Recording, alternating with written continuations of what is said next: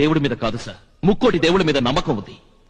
ఒక్క మనిషి రూపంలో ఉన్న దేవతలనే కాదు, దాన్ని పోయే కుక్కను పూజిస్తాను గౌరీదేవి కాబట్టి, పెంట తినే పందిని పూజిస్తాను వరాహవతారం కాబట్టి, తినే చేపల్ని కళ్ళగద్దుకుంటాను మత్స్యావతారం కాబట్టి. నమ్మకం లేదు దేవుడి మీద కాదు సార్, దేవుడి మీద చేసే ప్రమాణం మీద. ఫోనులో నిలబడ్డ ప్రతివాడు ప్రమాణం చేయాల్సిందే, అది రూలు. అయితే భగవద్గీత మీద ప్రమాణం చేసి నిజమే చెప్తాను, అబద్ధం చెప్పను. నేను అమాయకుడిని నిర్దోషిని అని గట్టిగా పక్క కొట్టు కూడా వినిపించేలా అరుస్తా. వదిలేస్తారా?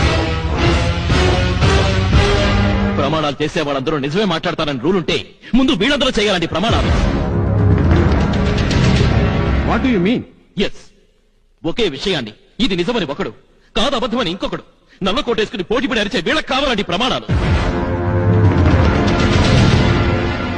వాళ్ళు అరిచినంతా విని ఎవరు ఎక్కువసేపు అరిచారో, ఎవరు ఎంతమంది చేత సాక్ష్యాలు చెప్పించారో లెక్క కట్టుకుని ఈ గుడ్డి న్యాయదేవత రక్తాన్ని సిరంజితో లాగి సిరాగా చేసుకుని తీర్పులు రాయగలిగే మీ జడ్జిలకు కావాలి సార్ ప్రమాణాలు. మీరందరూ నిలబడి మూకుమ్మడిగా నిజమే చెప్తామని ప్రమాణం చేయండి. అప్పుడు భగవద్గీత మీద కర్మ, బైబిల్ మీద, ఖురాన్ మీద, ఇంకా అవసరమైతే నా నెత్తి మీద, మీ నెత్తి మీద చెదలు పట్టి చిరిగిపోతున్న మీ పక్కనే ఉన్న ఇండియన్ పీనల్ కోడ్ మీద కూడా ఒట్టేసి చెప్తాను. మిస్టర్ సూర్యం, బోన్లో నిలబడి నీ నోటికొచ్చినట్టు మాట్లాడడానికి ఇది నీ బస్తీ కాదు. నీ తరఫున వాదించడానికి ఎవరైనా లాయర్ని అపాయింట్ చేసుకో, అతను మాట్లాడతాడు. అక్కర్లేదు. పోనీ మమ్మల్ని అరేంజ్ చేయమంటావా? అవసరం లేదు, నా కేసు నేనే వాదించుకుంటాను. దేవుడి మీద కాదు సార్,